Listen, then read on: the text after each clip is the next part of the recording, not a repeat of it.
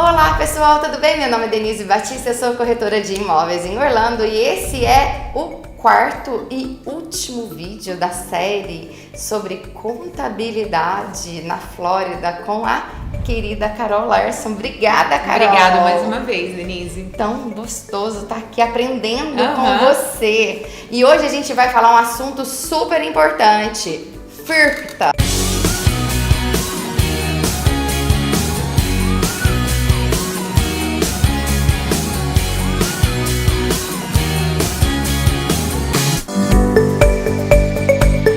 Quando as pessoas ouvem essa palavra, Carol, elas surtam. Sim, ninguém sabe o que essa palavra é feia, complicada, que é esse tal desse FIRPTA. É verdade. Explica pra gente quando se aplica o FIRPTA, quando a gente consegue a isenção, como é que funciona isso, Carol? Porque você trabalhou num caso meu essa semana e é realmente muito importante pra gente poder se prevenir desse imposto. O FIRPTA é aquela retenção de 15% que acontece quando um não residente vende um imóvel aqui nos Estados Unidos. Lembrando que a retenção aplica-se para a pessoa física estrangeira e também para as empresas estrangeiras. Então tem muita gente que tem empresa fora dos Estados Unidos e compra imóvel aqui e esquece do detalhe que o FIRPTA aplica-se também. Então, não é só para a pessoa física. Então primeiro vamos destacar, é uma retenção. Porque as pessoas acham que é um pagamento de acham que vai pagar, né? Que a Receita vai ficar com dinheiro. As pessoas piram, já ficam loucas que acham que perderam dinheiro. Não, calma, gente, é uma retenção. Uma retenção. Como eu já disse algumas vezes em outros vídeos, o FIRPTA ele foi instituído porque os estrangeiros vinham para os Estados Unidos, compravam um imóvel, vendiam e iam embora sem pagar o imposto sobre o ganho de capital. Então, por isso que é obrigatório a retenção de 15%. Como isso acontece? No momento de assinar a escritura de venda do seu imóvel, o cartório vai ter toda a documentação desse FIRPTA preparado por nós. Nós temos um time de especialistas em FIRPTA, por ser um assunto muito delicado e complexo. Depois eu vou citar um exemplo de um caso que aconteceu essa semana. E esse time vai estar preparando tudo certinho, em tempo, porque tem data para ser entregue e vai enviar para o cartório para que ocorra o fechamento. Vamos dizer num caso onde não podemos evitar o FIRPTA, tá? A pessoa comprou o imóvel na pessoa física ou comprou no nome de uma empresa estrangeira. Então aconteceu o FIRPTA. Esse dinheiro foi lá para a Receita, no máximo dentro de 20 dias depois do fechamento. O indivíduo tem que esperar o próximo ano fiscal vender o imóvel agora. Eu não tenho como solicitar essa restituição do FIRPTA agora. Eu tenho que esperar a próxima declaração, que vai ocorrer em janeiro do ano que vem. Aí o que nós fazemos? Nós fazemos o cálculo certinho do imposto sobre o ganho do capital. Então, se o indivíduo tem retido $10 mil e o imposto é devido a somente $1.000, você vai receber um cheque de $9 mil de volta. E tem alguns casos que nós conseguimos aplicar para o certificado de withholding do FIRPTA. O que seria isso? Nós enviamos um processo para a Receita onde nós demonstramos que aquele indivíduo vendeu o imóvel ou sem ganho, ou ele está dentro do limite de isenção, ou porque o imposto a ser pago é muito inferior aos 15%. Então a gente faz todo esse cálculo, monta um processo, envia para a Receita e eles enviam de volta dizendo aprovado. Em vez de 15%, não retém nada ou retém só $2 mil, que é o suficiente para pagar o imposto. Então existem várias maneiras de estar trabalhando com esta retenção do FIRPTA. E existem algumas isenções também. No caso, por exemplo, se a pessoa que comprar o imóvel e for residir nesse imóvel e esse imóvel tiver um custo de 300 mil ou menos, o FIRPTA também não se aplica. Só que lembrando que a pessoa que comprou, ela vai ter que morar no imóvel. E outras maneiras também que o IRS aceita como isenção de FIRPTA, nós temos alguns casos de pessoas que eram não residentes, mas devido terem ultrapassado o teste de presença aqui, estão aqui há mais de 183 dias. Então a gente faz um affidavit, onde a pessoa assina dizendo eu sou um residente fiscal hoje, tenho minhas obrigações aqui, então a Title Company anexa, que é o cartório, a Title Company anexa nisso no processo e está eliminada a retenção do FIRPTA. Mas na maioria dos casos, infelizmente, existe a retenção dos 15%. Entendi, maravilha.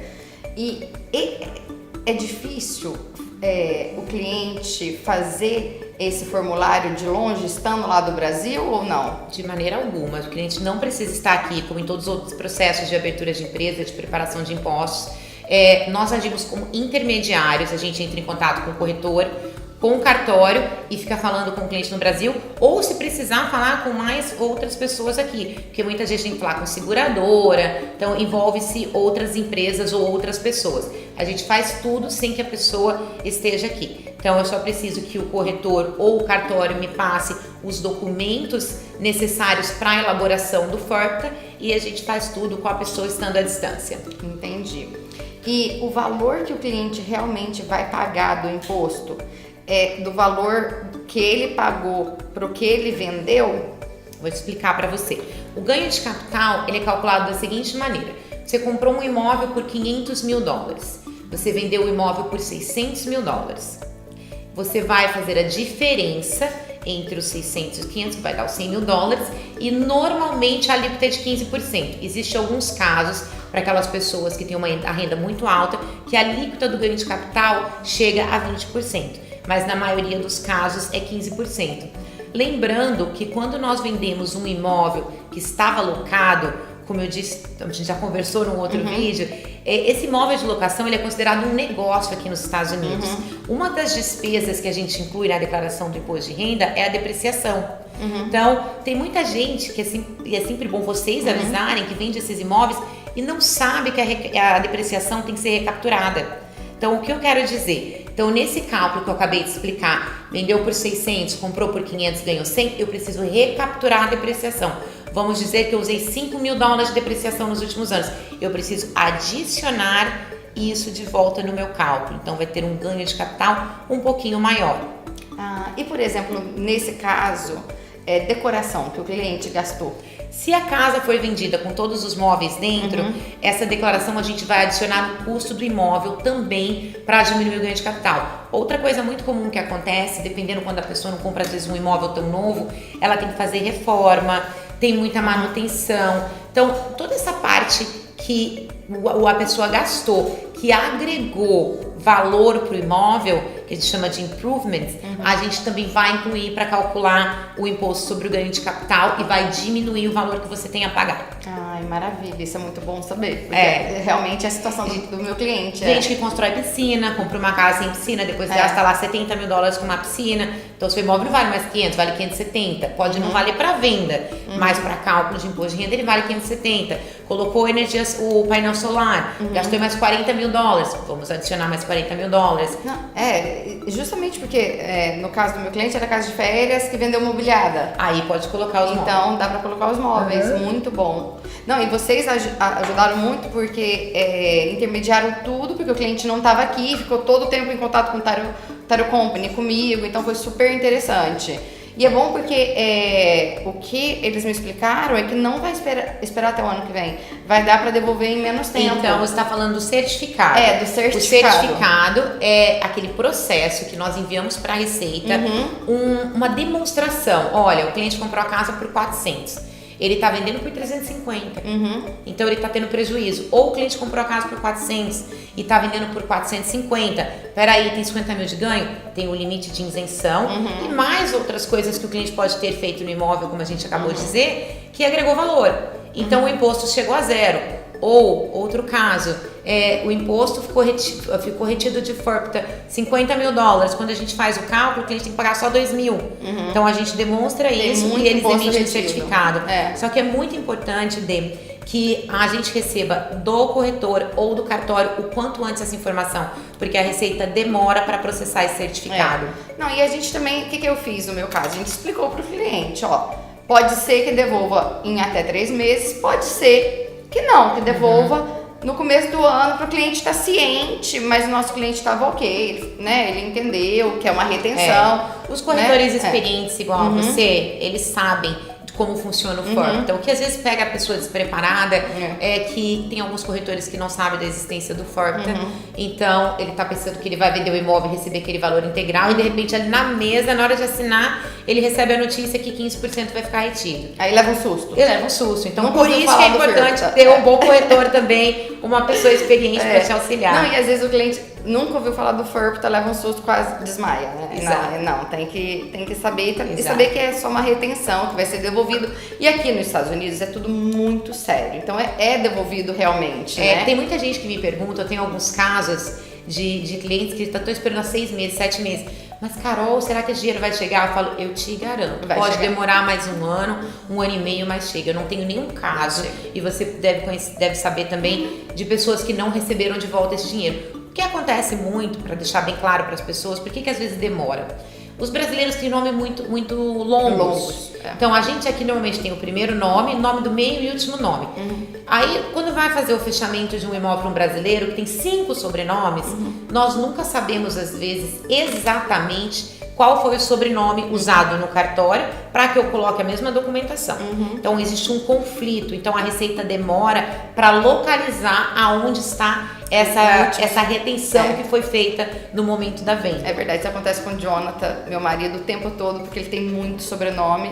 E no imposto de renda, cada ano eles colocaram até no imposto sobrenome. de renda a gente tem muito problema com isso. A gente tem com ele todo ano. O primeiro ano que a pessoa vem fazer imposto de renda com a gente é quase que uma maratona. Porque a pessoa, quando tem 4 nomes, a gente tem que enviar com um nome, depois com outro, depois com outro. E como é uma comunicação entre 2 sistemas, né, o nosso sistema e da Receita, se não tiver igualzinho, o imposto não passa. Eu sei, porque eu tenho um marido com nome longo, é um parto. Né? Eu digo, eles falam, não temos esse nome aqui. Eu falo, ai meu Deus. É exatamente verdade. isso. Agora vamos falar um pouquinho de imposto sucessório, Carol. Sim. Fala pra mim como funciona aqui nos Estados Unidos. O imposto de sucessão é aquele imposto mais alto, vamos dizer assim, que o indivíduo paga quando ele vem a falecer. 40% a alíquota do imposto de sucessão. Doeu meu coração agora. Então, é por isso que muita gente, a gente escuta. Hoje nem tanto, porque hoje as pessoas estão muito mais informadas em relação a esse imposto. A internet Mas ajuda muito, né, 20 gente? anos, 30 anos atrás, eu lembro logo quando eu cheguei aqui, tinha histórias de milionários que deixavam, e na época era 50% o imposto de sucessão, que deixaram literalmente metade do patrimônio para a Receita Federal, por não ter montado uma estrutura adequada para evitar esse imposto, ou pelo menos diminuir, né? Então é por isso que a gente sempre recomenda uma boa estrutura jurídica ou um outro tipo de planejamento que a gente sempre faz junto com os nossos advogados, de abrir uma trust, passar as ações dessa empresa, dependendo do patrimônio adquirido aqui nos Estados Unidos. Às vezes só uma empresa não resolve, a pessoa precisa de uma empresa e mais um outro apoio para realmente estar protegido. E o não residente tem uma isenção de $60 mil. Então, se ele compra uma casa no nome da pessoa física dele de $500 mil e morre amanhã, toda essa diferença vai ter que se pagar 40% de imposto. Isso é tirado do patrimônio da pessoa que faleceu. Então, é uma coisa, um assunto assim que eu sempre bato na tecla. Ontem eu atendi um cliente que eu perguntei a idade dele, porque percebi que ele tinha uma idade mais avançada e com muita delicadeza. Perguntei quantos anos o senhor tem? Ele tinha 92 anos. E eu falando de imposto de sucessão. E ele, não, mas eu não tô preocupado com isso agora. E eu, meu Deus, como que eu vou explicar pra ele que é 40% que pode acontecer daqui a pouco, né?